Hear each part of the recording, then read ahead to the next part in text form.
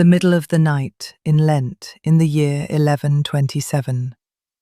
At the edge of a small English town, men stand in the freezing dark, listening. Out past the wall, in the woods, horns are blowing. The men start counting. 20, they said afterwards, maybe 30. Not one hunting horn, a whole hunt in full cry, hounds and riders, moving through country where nothing should be moving at all. In the morning, a monk wrote it down. Black huntsmen, huge and hideous, on black horses and black he-goats, their hounds black too, with wide, staring eyes. That page is the wild hunt, the first time in history that anyone, anywhere, wrote it down. You may know the wild hunt as Odin's ride, a pagan god, older than any church. But the oldest record is not about a god. It sits in one monastery's chronicle, tied by the monks, in writing, to a living man. Their new abbot just arrived. The first wild hunt on record came for him, and that rewrites one of the oldest ghost stories in Europe. If the hunt entered the record, not as a god's ride, but as furious men describing their new master, then the version we all tell is standing on its head. What did the monks see? What did they mean by it? And who turned it into Odin's? The story everyone carries is magnificent. Odin, one-eyed, ancient, leads the dead across the night sky, horns and hounds and hoofbeats in the clouds, and to see the hunt is to be swept up into it. Christianity demoted the god to a devil, the story goes, but the ride survived, unbroken, up from the deep pagan dark. Half the fantasy shelf stands on that version, and it has one flaw.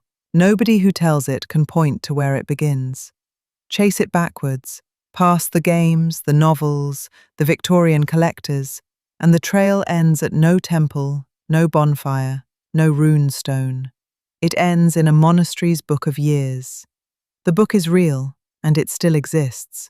It is the abbey's own chronicle, kept by the monks of Peterborough, in English, long after conquest had pushed English out of books. One copy survives, in Oxford.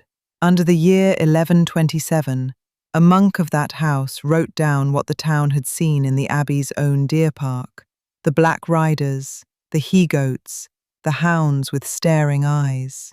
Woods loud with horns from Peterborough to the next town, night after night, through Lent until Easter. And the same annal says, in its own words, when the huntsman came, as soon as he came, immediately after, many men saw and heard them. He, the whole sentence hangs off one man, the abbot who had just ridden in. His name was Henry of Poitou. Henry was a collector, not of relics or books, but of offices. He had been a bishop in France, then monk and prior at Cluny, the grandest abbey in Europe. He got himself made an archbishop once, and held it for 3 days. The bishopric he picked up after that lasted him about a week. The chronicle tracks that career, and hangs one phrase on it: through his great craft.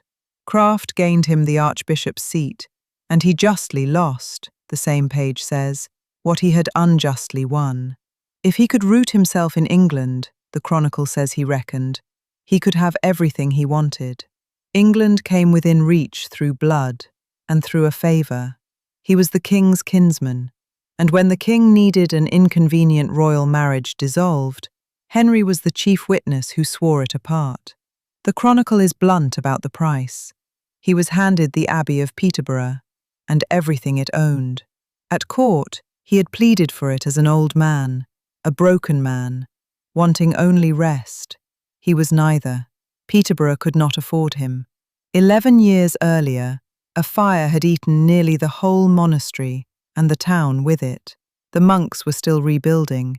A new church stood half-made at the east end, raw stone and scaffolding, and for 2 years the house had had no abbot at all, while the king pocketed its income. Henry rode in on a Sunday in early February. That Sunday's Mass opens with the same fixed chant, a psalm of protest. As the new abbot arrived, his monks were singing it. Arise, why do you sleep, O Lord? Arise, and do not cast us off forever. Arise, O Lord, help us and deliver us. Within days the horns began, and night after night through Lent the hunt ran, by the deer park and in the woods along the Stamford Road. Sober, trustworthy men, the chronicle takes care to say so, stood watch in the dark and counted the hornblowers. 20, they reckoned, perhaps 30. At Easter it stopped. A monk of the house wrote all of it down, while Henry still ruled him. On the same page as the huntsman, he catalogued the abbot's career and wrote that Henry lived off the abbey as a drone lives off a hive. Everything the bees carry in, the drone devours. Then the monk stopped, because he did not know the ending yet. This was his entry, he wrote. Of his exit, we can as yet say nothing. God provide. The chronicle never explains the huntsmen, what they were or why they came with the abbot. It lays the two arrivals side by side and stops. Historians read the page as something close to satire, a verdict from men with no court to pass it in. That is a reading. The page just watches and waits. The haunting ended at Easter. The abbot stayed.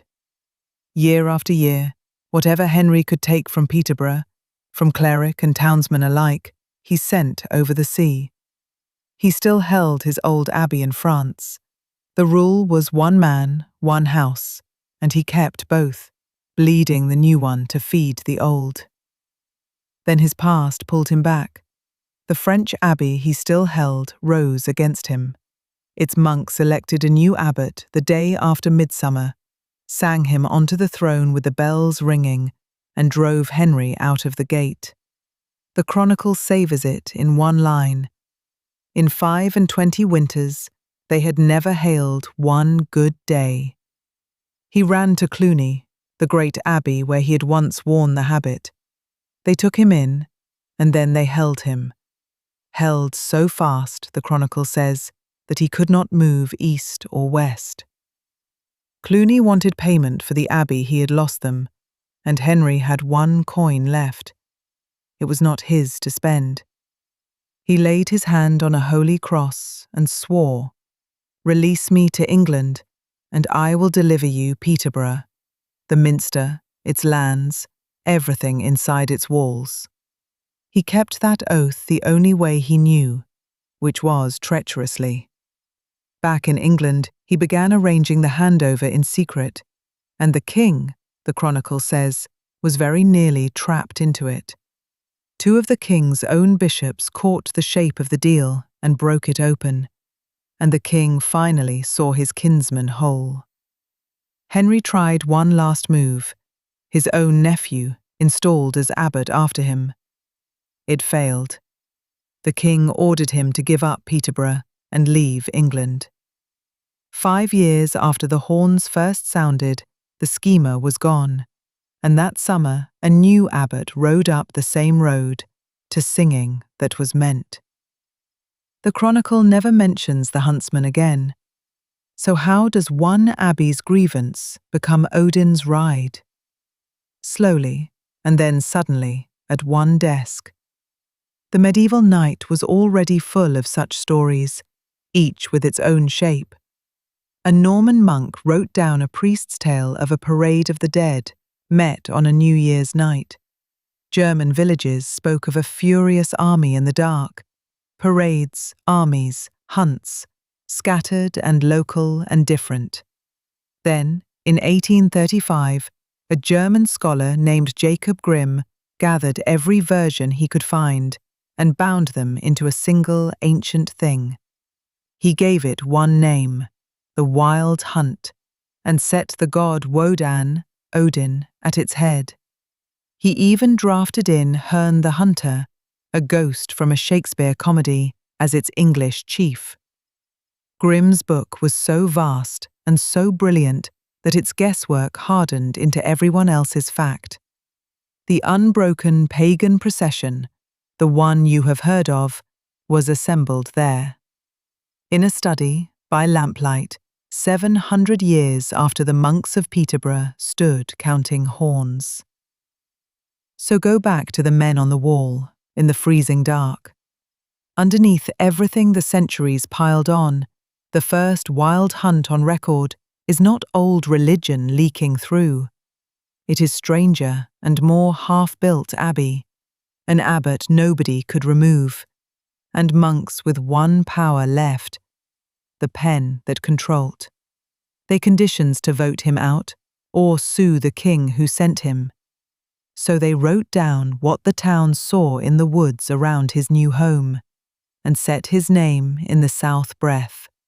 Whether those believed it, shaped it, or chose not to doubt it, the page did its work, not on Henry, on the future. He is a footnote now. The hounds are 900-year-old old, and still riding. So, think of the oldest ghost story where you live. Who lessed it really about? Somebody accused once? Tell me in the comments. I read every one. If you like learning what old stories were for, subscribe. New video every week. Thanks for watching. I will see you such time.